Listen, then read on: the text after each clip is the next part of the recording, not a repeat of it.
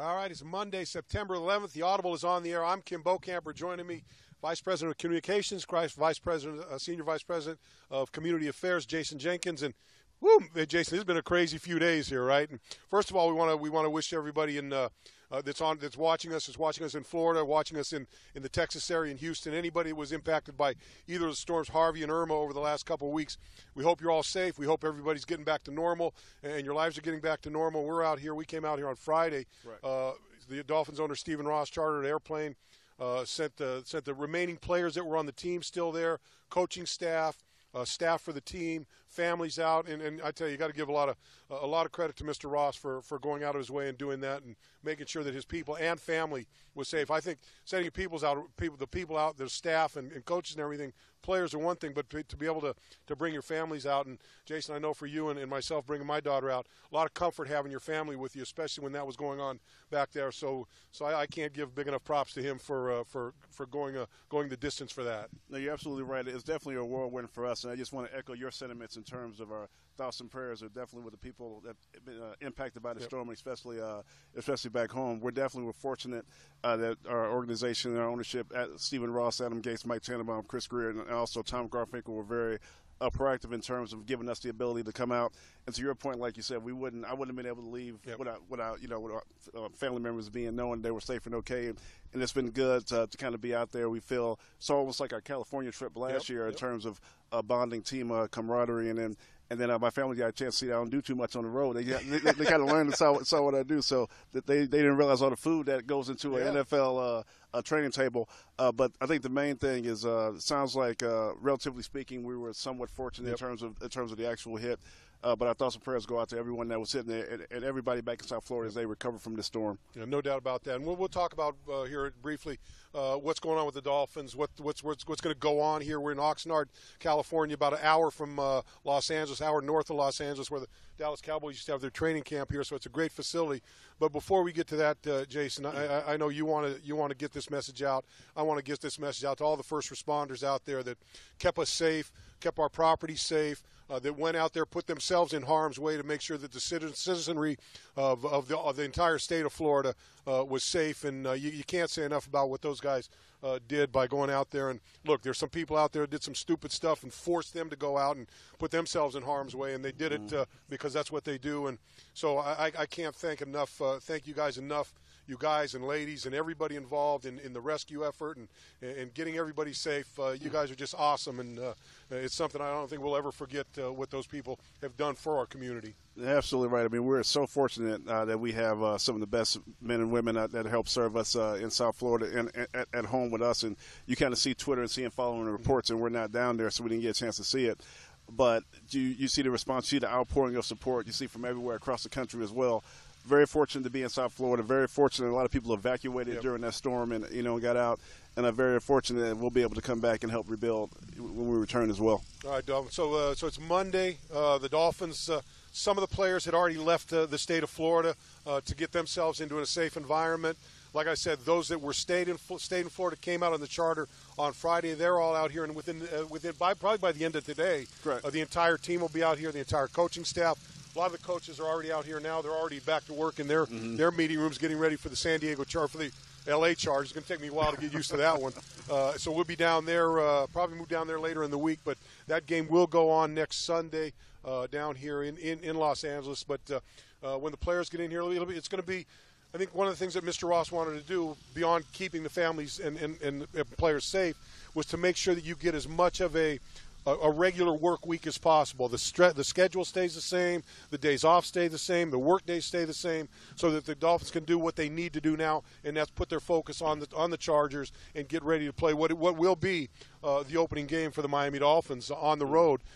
So it's that process has already begun down here in Oxnard for this football team. Yeah, so you're looking at it, and really it's unique, but it's sort of like a first bye week. So now we're kind of back. The Monday and Tuesdays were off, and this would be a travel day. The players that weren't with us on our initial flight on Friday, you start to see people, trickle in as well too. They have a team meeting on Tuesday, and then Wednesday it'll be Wednesday, Thursday, Friday regular practice going into like a typical road game.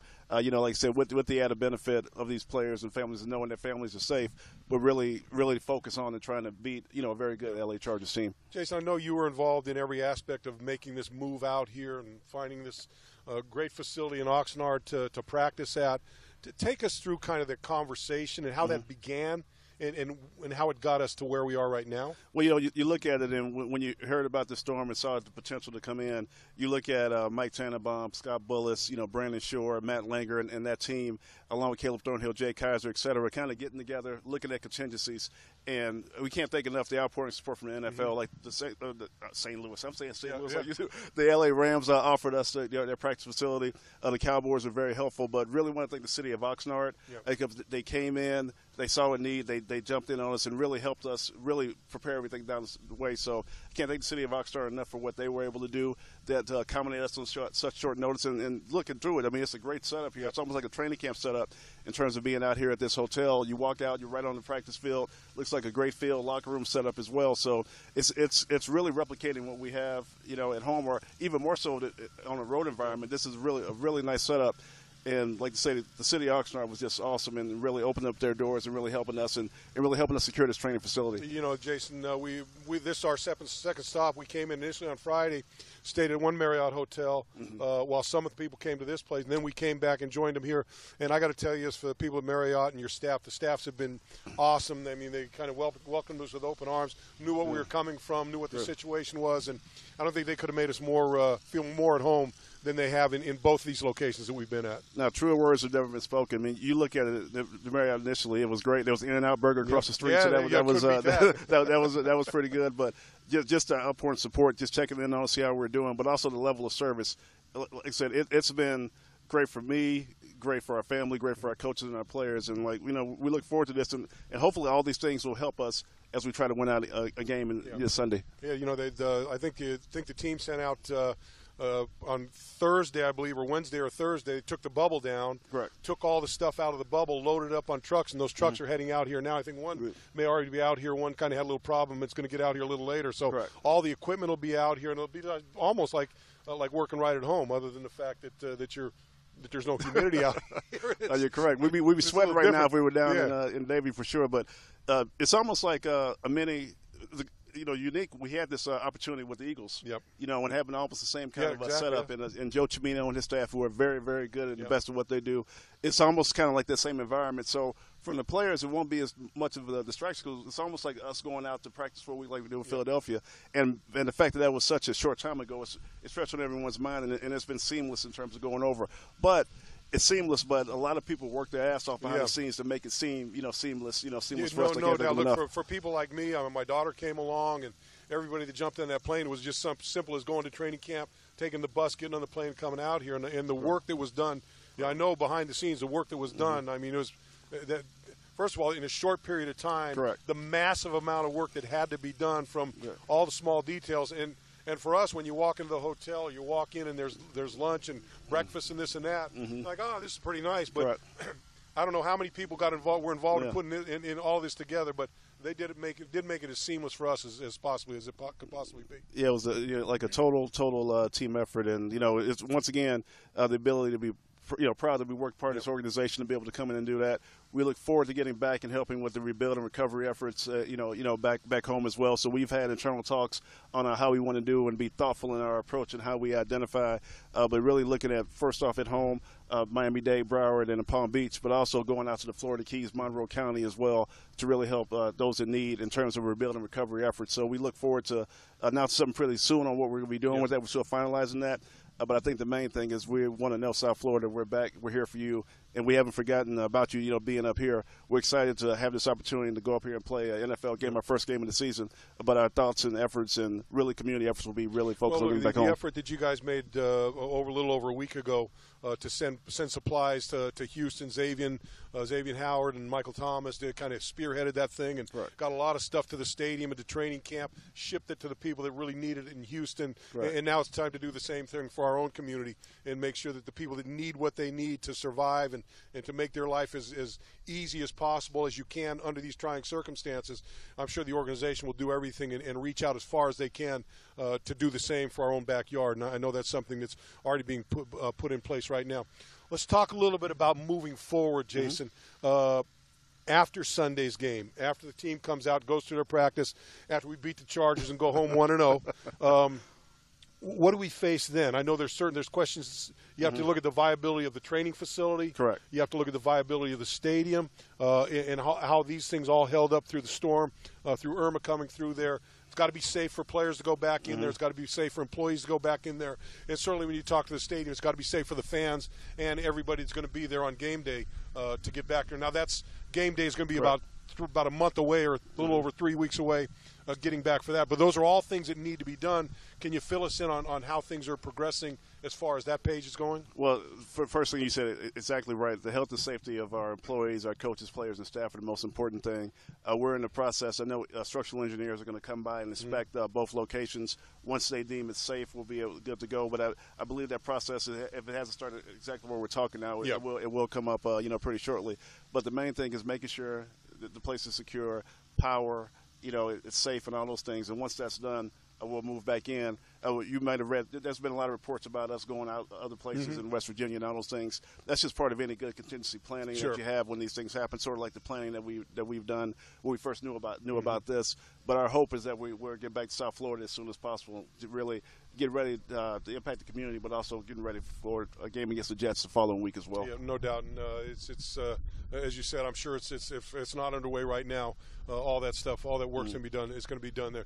Now, as far as families are concerned, I think the conversation is kind of up to the individual when they want their family to go back, and I think we're all kind of waiting to see, what the facility's like, what travel's going to be like. I know looking at just being online, looking at the newspapers and looking at Instagram and the different things, all the work's being done to clear roads and a lot of trees, a lot of debris out there. And look, if you're watching this and if you see a puddle, don't step in a puddle. Power lines are always dangerous in these situations. So be safe when you go out, when you get out of your house. And I know Aaron's been cooped up for a long time. You want to get outside. You want to see what's going on there, but be smart about it. Make sure that you watch where you're stepping. And I can tell you this from past experience at Andrew, you might want to get some tire plugs for your car because there are going to be a lot of flat tires out there running over nails, running over screws, running all over those types of things. And I know this. I had a business down in Homestead during Andrew, and I learned how to fix flat tires really quickly. So just something you might want to keep in the back of your mind when you start driving around out there. But certainly a lot of work to be done before anybody wants to send their family back into that at this moment. Correct. I mean, again, I'm beating a drum here, but it's all about safety. And when the airports get back, we get word there. People start making arrangements to get back. The great thing is that Stephen Ross and our ownership, they're going to pay for the family's flights to get back as well too. My kids, I think, will never leave. I think they're going to be here, until and then ask about next week as well too, going out to New York. But I think it's like I said, a great environment. Great to make sure that they're not looking at just the total player aspect of it, but the total player from the family and the comfortability and all those things as well too. So we look forward to being able to get a chance to return because that shows things are kind of somewhat getting back to normal. But we'll do it. They'll do it at the appropriate time and when available. And I know the fans out there that weren't touched by this are looking. Hey, let's talk a little football. Let's see where it goes. You got the Chargers coming up, a big game for the Dolphins, opening day for us because since we missed it last week, and it was odd because everybody I've talked to here it was very unique yesterday to be able to sit and watch NFL games because usually we're at the stadium somewhere and you don't get to see them. So us talking to some of the coaches that were around and had a chance to watch the games, kind of a different situation for everybody. Especially on the West Coast, seeing these games so early. Started 10 o'clock and going from there. So it was definitely a unique environment. And it was something I've never been a part of, obviously, having the first game and not being able to play. I know our players are Anstey understanding what's going on back at home, but Anstey are getting ready to play. So I expect a great week of practice, and it's also going to be great among the fans. We've traveled well in California. The Dolphins are a big team down here, so we look for it's going to be another unique environment playing in a 30,000 seat stadium, soccer stadium with LA. So it's going to be a lot of firsts for this week. Yeah, I can tell you this: talk to Adam Gase, talk to Chris Furster, the coaches. They're already in there getting ready. They're already doing their work. They're already in there. And, look, what's done is done. We're getting ready for this game. And I know when the players get here and everyone gets together for that meeting tomorrow, it's all going to be about getting ready for the football game, getting ready to do the job that they worked on all off season to get ready. Because this football team wants to and needs to get off to a quick start if they want to be where they want to be at the end of the season. So don't confuse that the focus for the game coming up on Sunday is not going to be razor sharp come Tuesday and going forward until we get to the game. And like I said, when we come away with a win, we'll come back and everyone can celebrate a little bit back there and we'll get ready to get back to work and get things back to normal. No, absolutely. I mean, we're excited about this opportunity, excited to start the season. Look forward to a great week of practice and, having a good experience out here in California. All right, Jason, always a pleasure having you on the show, my man. Good job by you and everybody in this staff. I can't say enough about what they did. And the guys back here that are getting this thing on the air, great job by them, too. Leon, we miss you, buddy. Leon, you got to get out here and see what's going on. But anyway, that's going to do it for the Audible today. You guys stay safe here in South Florida. Again, make sure that you watch what you're doing. Don't do anything crazy out there. Wait till things are cleared up and out of the way before you go too far. So we can see you next time on the Audible here on Wednesday. We will be back on Wednesday. Keep your eye on Dolphins.com, and we'll keep you up to date on everything that's going on with the Miami Dolphins while we're out here in Oxnard. For that's going to do it for now for the Audible. I'm Kim Bokamper. This is Jason Jenkins. We'll see you next time.